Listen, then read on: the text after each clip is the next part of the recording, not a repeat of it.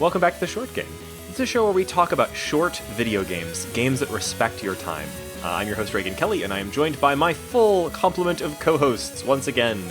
Shane, my brother, how are you doing? I'm doing great. And Nate Heininger, my other bro, how you doing? I'm doing well, rapidly Googling fish puns for the entirety of this episode. Oh yes, get those at the ready. And Laura Nash, my female bro, how are you doing? I'm doing great. A little awkward thinking about you being my bro. Just yes. a little weirded out by that concept, yes, but that's okay. We'll table that for now and talk about Abzû. This week we're talking about Abzû, which is a game for the PlayStation 4 and for Windows from appropriately named developer Giant Squid. Yes, it is a game that I think anyone who knows our show knows that we will cover this game because it's from some of the creators of Journey, and it's very heavily inspired by that game. And that's been a game that has hit the nail on the head with us as an audience. People who love short games loved Journey and will tell you about it. This is a game that you could actually call refreshing in the sense that you feel better after playing it. And I don't know It's about a cool you guys. drink of water. It's a cool drink of water. Or just a wonderful aquarium simulator that is a lot better than that sounds. Yeah, and this is an interesting one because, I mean, obviously lots of connections to Journey, but I think it's an interesting kind of test case for whether Journey and its concept and execution is something that can be imitated and still be, have the appeal that Journey had. Because this game had kind of mixed reviews, kind of mixed reception. A lot of folks really praised its visuals, and it is a gorgeous game. But it got kind of mixed reviews. A lot of folks complained about its sort of lack of interactivity, or like how little it asks of the player in terms of execution or puzzle solving or what have you. It's an experience that is really weighted towards appreciating and enjoying an aesthetic experience and going on a sort of a journey of emotion and aesthetics, and less about gameplay with a capital G. Well, it's Journey without the collaboration in a sense. Like, you don't end up, you play this game very solo. Mm-hmm. And there's, little robot buddies, little lights that accompany you along your way. But for a lot of the game, it is you alone, and it doesn't have the kind of meta story to the extent that Journey has. It has a plot, but it's not quite as we're going to go through the hero's journey. This is going to be incredibly deep, that Journey did. And it, in some ways, is beat for beat very similar to Journey. True. It does have that sort of travel quality to it, where you're forging ever onward. And there's a lot of little graphical nods to Journey in this. Like you mentioned, the little robot buddies. You can chirp at them and they chirp back at you. And at first I thought, aha, that's my other PSN user buddy. But no, they are truly just robots. They're little drones. But before we dive too much before we dive in, guys, there's the first good one. All right, I knew there'd be some aquatic puns that would be littering the ocean floor of this episode. But before we get too far into me describing all the little robot buddies that you have, let's talk about your character in the game, because that's, I think, the most interesting thing. And it's a good place to start. So you start off as a diver in the center of the ocean. And I don't recall anything before you just sort of find yourself floating in an endless sea. Is there anything else going on there? Nope, just a title screen with Abzû, and the diver character is really... I just as much as, like, you remember how striking the first time you saw the character model for the sort of lead character, the robed figure from Journey? Yeah. This has that same kind of look. It doesn't look anything like the character from Journey, but something about it drew me in. It's got these very expressive and yet very minimal eyes, and it's a very low poly model, so it looks very it's human, but not perhaps human. It has a kind with of a little bit of a cat ear. Yeah. Well, I think the cat ears are part of its helmet, but it's Yeah, unclear. super rad helmet. Yeah. It seems to be wearing, like, the only diving equipment is the helmet And, and the swim rest fins. and the swim fins, and then the rest is like a bodysuit. It's a little Tronish. Yeah. Yeah, it looks like definitely. a cross between someone who is about to go skiing and someone who's about to go snorkeling. Like Daft Punk. Yeah, and the similarity visually between this and Journey doesn't end here, and is not really a surprise. I mean, first off, I don't think we mentioned it earlier. This is the director of this game, the creative director, Matt Nava, was Journey's art director. So basically, one of the top guys who came up with the look of Journey was responsible for pretty much the creative direction of this game. And also shared with Journey, the composer. The soundtrack here is excellent, and it's a lot like the soundtrack of Journey, and it's also by Austin Wintory. So, a lot of shared talent between these two games, and a very similar kind of direction. The only difference I noticed is a lot more choral music in this. A lot of sweeping choral music, whereas Journey stayed a little orchestral. That's true. I thought you were making Another pun. a choral It was, pun. I thought mean, you were- there's plenty of choral, but there's also, physically When people singing. that lobster came out and played, the piano on the ribs, or the xylophone on the ribs, that was a classic move. Absolutely. The lute play the flute. Yeah.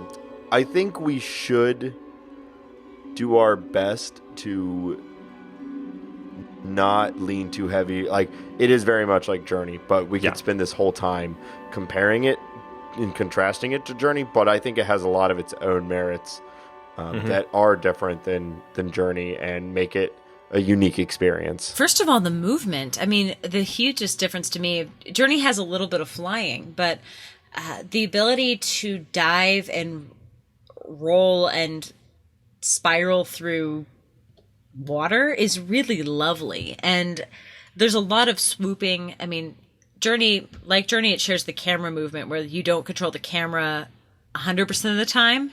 As you move, the camera will move around you to show you the best angle. But it's really lovely to, the controls are basically dive and move within the dive.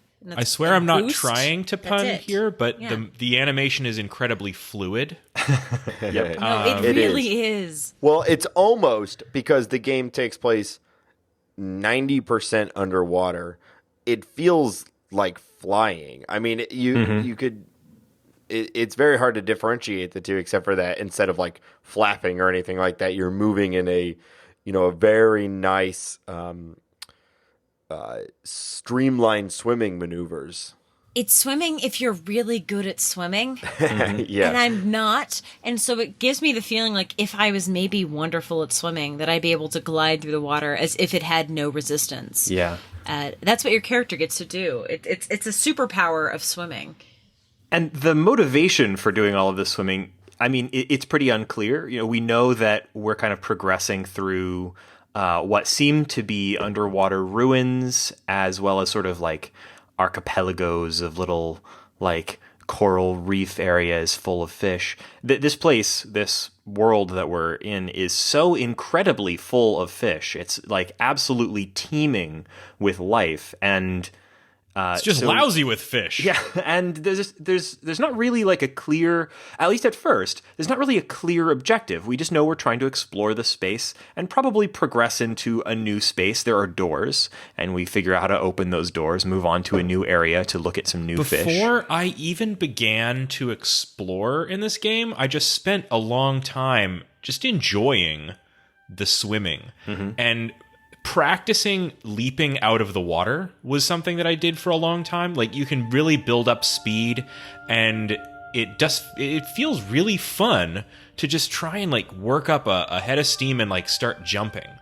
And then, all of that, it was fun right away, and it stayed fun the whole way through the game. When I saw some dolphins and they were like jumping out of the water later on, I was like, oh, sweet, I get to jump with the dolphins, and the dolphins play with you. And it's wonderful. The swimming never stops being a delight. Yeah, it really And that's is. something you guys said early on when you said the game is about 2 hours to complete and 3 hours if you really like looking at fish.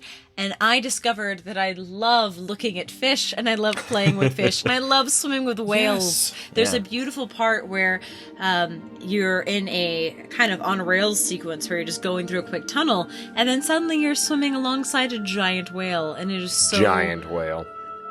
Yeah. It's giant, and it is beautiful, and it is everything that Rafi told me Big Beluga was going to be like.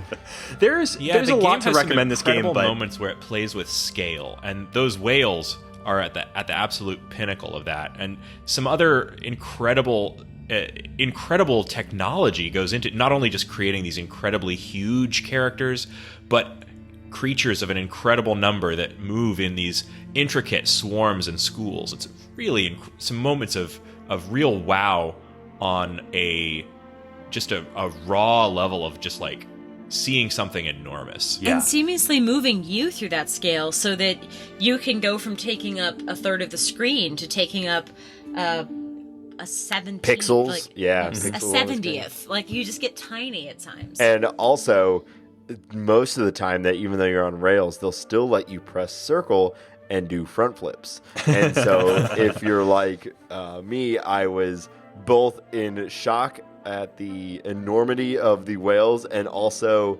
just having the greatest time just front flipping all around all of these whales. It was a beautiful moment. So here's, I guess, the question that really comes up, I think, in a lot of reviews of this game and in a lot of the reaction that I've seen online to this game. And that's like, so the game is undeniably gorgeous, and things like the swimming feel fun and interesting to do.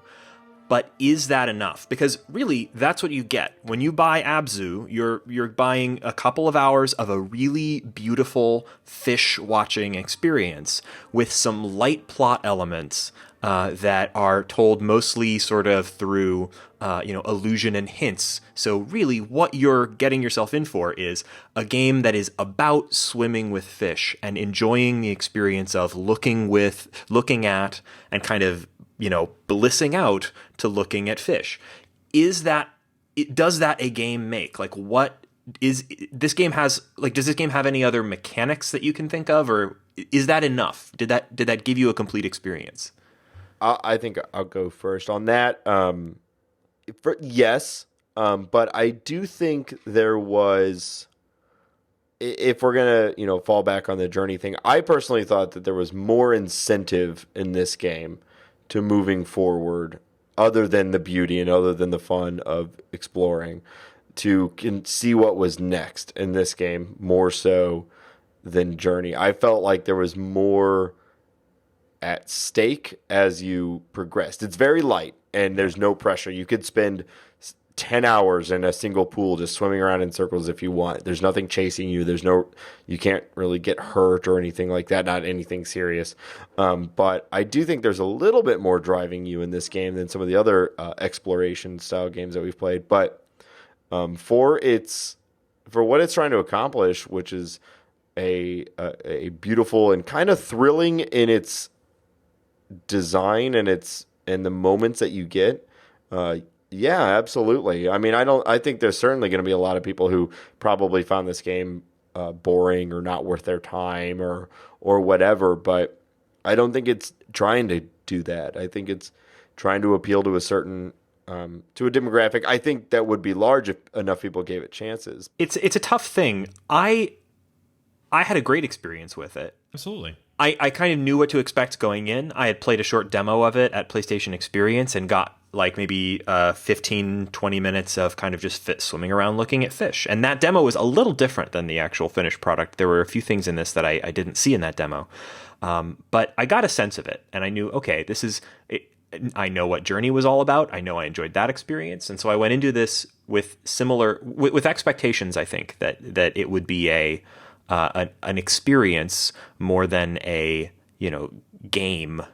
I hate saying things are not games because I definitely believe this is a game, but I did not approach it the same way that I would have, for example, a Metroidvania. Like you go into it expecting to just have an experience and appreciate, I don't know, appreciate art or whatever. I thought it was so beautiful that I got out of it what I was hoping for. But I could see where some folks, if that wasn't what they were looking for, might think that this was, not great. I mean, I think of it a little bit like vacations. Sometimes you take a vacation because you need to explore. You're really curious. You want a lot of new experiences. Sometimes you also want to go to relax. And this is very much the kind of relaxing, rejuvenating weekend of gaming. You're not going to have puzzles that stimulate your brain. There are some things to do. You can solve them pretty quickly. They're not brain teasers by any stretch of the imagination. It's not a button nudges masher. to explore. Yeah, Their not button mashers. first Zelda temple puzzles. Exactly. Like Getting the it's door of mostly- the Zelda temple open is sometimes Yeah. harder than the puzzles in this game. Absolutely. Puzzle- There's Puzzle's not the right There's word. some even. collectibles that you can get. You can get the white shells. Oh, Yes, yeah. but what this game is for engaging to the point that you can let go of whatever you were worrying about before you started the game. It is very much of the, two pina colada style of gaming. Like you really, you play it not to challenge yourself, but to let go of something. And I was playing it because I was stressed out, and I felt wonderful after playing this game. And I think that there need to be games that do this. I mean, on iOS, there was that Zen Master game where you just wrapped rope around a rock. Like, there are plenty of games that are made to chill you out and to let you kind of dive into something else. And that's what dive. this game is. Yeah. I'd like to say to that, that's an interesting take on the appeal of this game, and it kind of resonates for me because when I think about the reason that I watch nature documentaries, it's not because I love learning facts about evolution and how, the life cycle of a bee works. A lot of times it's just because I want to relax and bliss out. And for that's a kind of art, and that's what this is doing too. It's an experience that people are going to want to have. So I do think that there's room for this, certainly in my game collection. Sometimes you want to watch Mr. Robot, and sometimes you want to watch The Great British Baking Show. And both are valid. And I think the really hard thing about games is people confuse difficulty with it being a game. Yeah. Yeah, I really think that there were a lot of thrilling moments in this game, and it's not, Call of Duty campaign or whatever where you're like, it's not intense, but there were a lot of moments that I was in it. Like we're talking about relaxation. I think sure, the but- real question is does it make you feel like you're involved? I think the criticism that some people have for this, and to be perfectly honest, I don't share it. I really, really enjoyed the game, but I think it's a valid point, is that because the game is so light on interactivity, I mean, it's interactive in that you can swim in any direction you want and look at any fish you want, and the fish are gorgeous, but and ride them. We haven't said that yet. yes, yeah, you can ride on dolphins and stuff. It's super fun.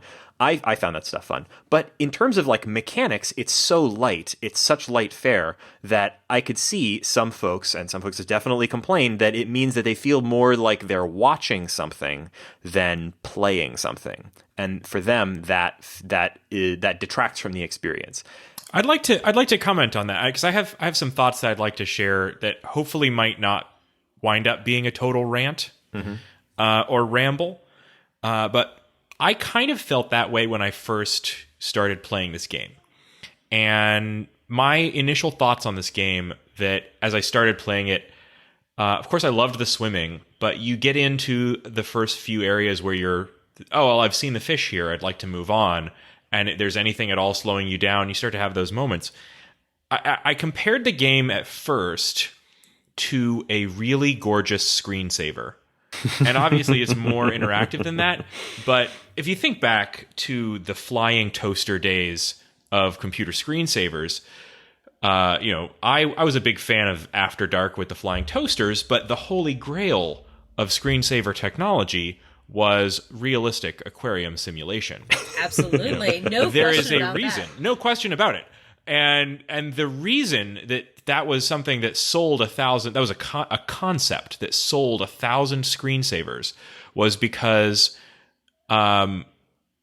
you can't perfectly recreate the gorgeous beauty of looking at a gorgeous saltwater aquarium. This game comes very close. Shane, are you a salesman? Are you an aquarium salesman? If so, I I'm may sold. well be. Yeah, well, I have some fish puns that I'd love to share with you. Come on, dive in. But I think we did that one We've already. already- Shane. we've used that I'm one. Sorry, you're gonna have to. You're gonna have packed to to the cycle gills this. with fish puns. choral music, fluid. But no. So Reagan, you brought up the idea of, is this a complete experience? Is it complete? Is it an experience? So it's definitely something that I feel like is a complete experience.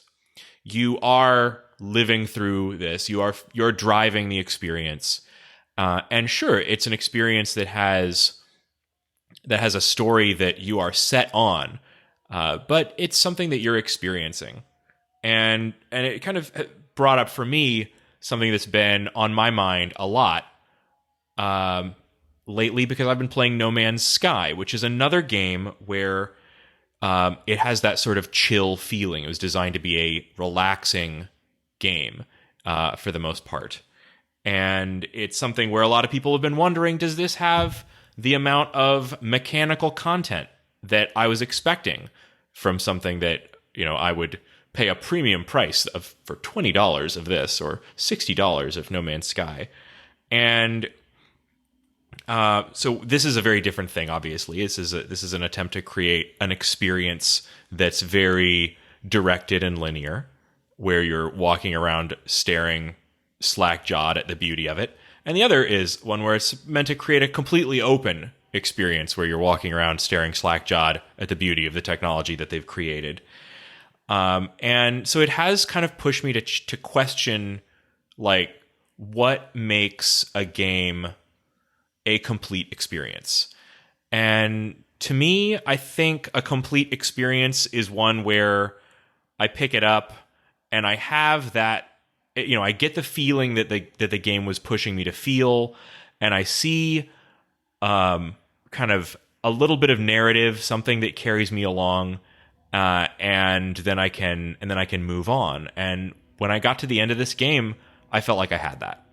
Yeah, I think there's a natural progression to this game. I mean, and we're not going to really get into the plot, but it does change, and it does kind of grow, and you do get a sense to a degree of why you are there and what it is you're trying to do.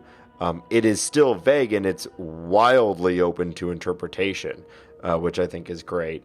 But I think the game does start off. I too had a few moments when you're just in a giant pool basically, and it's like, okay, where do I go next?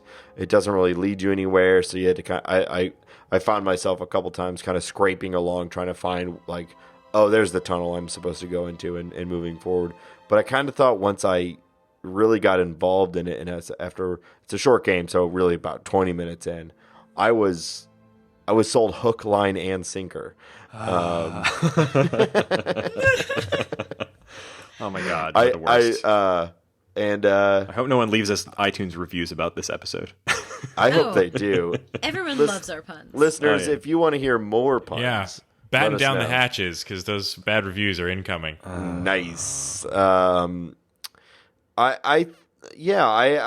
think I will not disagree with someone if they say this game was not for me, because I totally see it. I really do. I mean, there's not a lot of direct involvement, but It's certainly more involvement than a film, though. Like, some people immediately go, what I say, take this to what I think is a bit of a ridiculous extreme, and say, but if I'm not, what am I doing? It's just a movie about fish or something like that. And I think that's a lot of reviews have said it's more of a film type of experience, or I feel like I'm watching something happen rather than involved. yeah, but And- people the said that film's about only Grand Theft as Auto. good as you are. Yeah. You make this game as if you're having a really wonderful visual experience, it's because you chose to swim there. You explored that. You decided that area of the bioluminescent cave was worth exploring. And I feel like I hear this. It's like a movie thing, both as a compliment and as like as an insult on games all the time. And it's like, I think we need to make a decision, or just split this movie connection that everyone's always talking like. Yeah, like it's like Uncharted. It's like, well, yeah, that's also like a movie, but no one says, "Oh, but I didn't feel involved because, that's you're still you have a gun in that. It's still a God, they should have let you shoot the fish. Give me a harpoon gun, man. Just let me shoot all the fish, every kind of fish. What a game. One of the coolest moments was that I decided at one point I was going to swim up and see what I could see on the surface. And the answer is nothing. I mean, I could swim around and see a little bit, but the fact that they let me up there and let me see that there was nothing up there was really, I wouldn't say it was profound, but it was a little moving. It was like, oh, there's so much going on underneath. And and if I think what's above water is more important, And I had a moment or two like that, and that was yet another moment where I felt like they were playing with scale, because you're looking out, and it's not that there's nothing. I saw maybe like a rock or two. I see some kelp, I see stuff, algae. Yeah, but it's playing with the vastness of things. So you're confronted with these enormous whales and schools of fish, and later on these structures that are just truly enormous. But all of it is nothing compared to the size of the ocean. Yeah, and also it's passive. The game is passive. Mm-hmm. Yeah. And on that same note, but like on the opposite end, on the deep end, if you will, there was a part where you almost slipped that one past me. Go on. Actually, it's actually very literal. There's a part where you come in and there's a massive swirl of fish. I mean, the biggest you'd really seen in this game so far. And on the other side of them is where you need to go. Yeah, my PS4 dropped some frames when I think I hit that gigantic school of fish. But and there's like just not as many as I would have expected, actually. Yeah, you can go in there, and all of them are on your screen. And it's awesome. Yeah, and they're making the noise it's like a really intense noise when you're in there. But there's also, you can kind of see the tip of like a rock structure, like a spire coming up to the middle. And there's a point where you can they include these like meditation points that I would think are similar to we saw them in Tale of Two Brothers, stuff like that, and Journey, where you can just like sit and like enjoy the atmosphere. And life is strange. And life is strange, yeah. I actually really appreciate when games give you that, particularly if they have like a really pretty environment for you to, it gives you an opportunity to just take it in. Mm-hmm. Yeah, this one has some of the best because it lets you kind of float your focus from fish to fish, and in those moments it tells you which kind of fish you're looking at. And I had some great moments doing that. Like there was a time where I was looking at this big fish that was like a barracuda or a grouper or something, and I was watching it for a minute, and then I was thinking, maybe I'll look at a different fish, and it ate a different fish.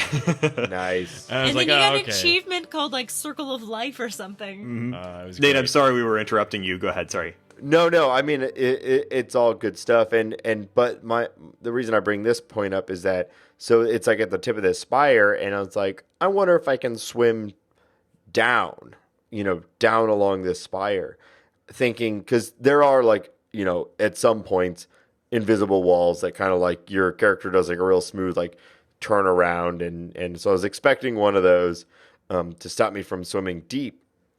But it doesn't. You can go all the way down to the floor, and it gets super dark, and your character's flashlight turns on, and your little robot's flashlight turns on. And I think the flashlight comes in play because of the plot later on, or like where you're forced to go. But for me, this was the first time the flashlight had turned on. And so it recognized that someone would want to swim that far down. And there's all sorts of interesting fish down there, and just some really interesting like structures. And again, it's an exploration style game, so like it's less interesting. A great to say example that, of a totally optional area, because you can swim right over it and not even know it's there. Yeah, and, you don't have to go down there. And I do think they guide you a little bit passively by putting that meditation point at the top of that spire, so you see it and you're like, oh, I'll go down to that, and then maybe you'll decide to swim down. But I mean, it's really big down there, and there's a lot of stuff. And you don't have to go there. You can swim straight across and go through the tunnel. So, any favorite fish? You want to wrap it up with favorite fish? Best fish? Best fish. I was excited to see an anglerfish. I mean, I like the bioluminescent fish area because they all looked creepy as hell. And there was one that just looked like it was completely in plate armor. Like, that fish would cut me up. I like dolphins. Swimming with the dolphins and the orca were pretty cool. Oh, yeah. There's a really, really satisfying moment near the end of the game where, we were talking about jumping out of the water, and not only are you jumping out of the water, but like a whole ton of stuff is jumping out of the water with you, and it's a lot of fun. So pretty. I think my favorite was you start encountering sea turtles pretty early on. But they're gorgeous, and you can kind of like grab onto them and ride them. You can do that with a lot of fish in this. Most of the larger ones you can kind of use as a boost, and even kind of steer them around. And I mean, I'm fascinated by and kind of in love with sea turtles. I think they're really beautiful and interesting. And I mean, we talked about the art style of this game, but like, they're just an example of how lovingly they've done these models of these fish. The art style is this sort of pastel kind of color scheme, and they're using some cell shading, I think. And so everything has this sort of like vaguely, like almost Lisa Frank kind of look to it, but not over the top, not quite so Lisa Frank as Lisa Frank. But I think in that neighborhood, is just the better word than Lisa Frank. But it has this sort of like neon, beautiful and yet flat, but also really lifelike. I don't know. It's hard to describe, and they're just so damn pretty. Like, I really, really just enjoyed checking them out and grabbing onto them. Yeah. Reagan's favorite fish was the Lisa Frank that he could grab onto. And mine, I guess, was... So I was traveling this year through Portland, Maine, and I stopped at the International Cryptozoology Museum and got a chance to see a coelacanth. So I recognized the coelacanth, and that was my favorite fish. So I was like, that's that ancient fish, the one that they didn't think was real, but then it was, just like Nessie, who would be a great addition to this game because she's totally real. Yep. Yeah, all the fish are awesome, and if you, listener, have a favorite fish, I guess let us know. That's something I suppose we would be interested in hearing about. Just in general, really. I mean, if you play this game, let us know your favorite fish in it. But if you don't play this game, what's your favorite fish? Yeah. That's something I need to know. You can follow us on the short game on Twitter at... All right. Tweet us your best fish picks. Yeah. So... and we actually mean fish. Yep. And don't just say tilapia. Yeah, we're not looking... We all know tilapia is delicious. All right? Yeah, we know that. Yeah. But you know what? You can tell it. If you agree that tilapia is delicious, reach out to us. Yeah, tweet at us. Maybe you like salmon better. Okay, now we're just We're sounding also like open weird. to all fish creatures, like, including the kraken, which you can find in this game. Oh man, do not disturb the kraken. No spoilers. There's some really interesting stuff late in the game. So people can find this game on the PS4 and also on Steam. And I would actually totally recommend the PS4 version. I'm sure that the Steam version is also good. Play it with a controller. Don't try to do the keyboard and mouse. I've read that's not very Just good. Dual joystick. That's where it's at for something like this. Like, Yeah. I feel like I need that full 360 movement on a joystick. So far, not available for Mac or other computer platforms, not available for any consoles apart from the PlayStation 4. So if you don't have a PS4, I'd still totally recommend getting this on Steam. It's $20, $19.99. And I guess that's the whole story. It takes about 2 to 3, maybe 4 hours if you really love fish. Yeah, I think I took about 2.5 after I felt like I spent a good amount of time with it.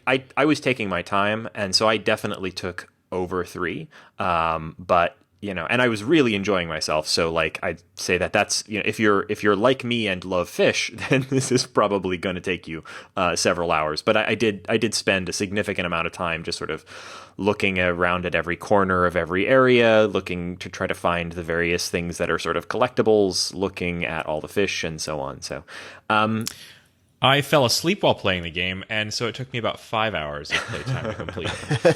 That actually sounds wonderful. Yeah, the game is working as intended. So, what are we? What are we playing next? What are we talking about next week? We're playing Rain, the dark Tinder meets kingdom building game for iOS. Yes. Thank you so much for recommending this to me, Laura. Reigns is pretty cool. It's been getting a lot of very positive reviews, and as we speak, it is the top paid app on the App Store, which is very surprising. But it's from Devolver Digital, and they published it. I don't know the name of the developer, but I'm sure we'll have that in the episode. And you should totally play it, totally check it out. It's also on other platforms, so it's on iPhone, Android, and also Steam, I think. But I would play it on mobile. It's really a mobile native game. Yeah, it's been. I'm excited to talk about this game. There's mechanics are simple, outcomes are varied and hilarious, and I recommend it. Yeah, if you like interactive fiction but want something where that's really designed mobile first with very simple controls, really accessible for anybody, even folks who maybe aren't really into interactive fiction, this is one to check out. Of course, we already mentioned you can leave us a review on iTunes, but you can also go to our website, www.theshortgame.net, where you'll find all of our past episodes, you'll find show notes from this episode, and you'll find a link to iTunes where you can write us a review, or you can write us a comment right there on the site, where you can drop us a line, and we love to hear from you about your favorite fish or whatever else. You can also find me on Twitter. I'm your host, Reagan Kelly, at Reagan K on Twitter, RayGank. Laura, where can people find you? You can also find me on Twitter at Laura J. Nash. And Nate, where can people find you? You can find me on Twitter at NateSTO. And Shane, where can people find you? I'm also on Twitter at 8BitShane. And thank you guys so much for joining us on this episode of The Short Game.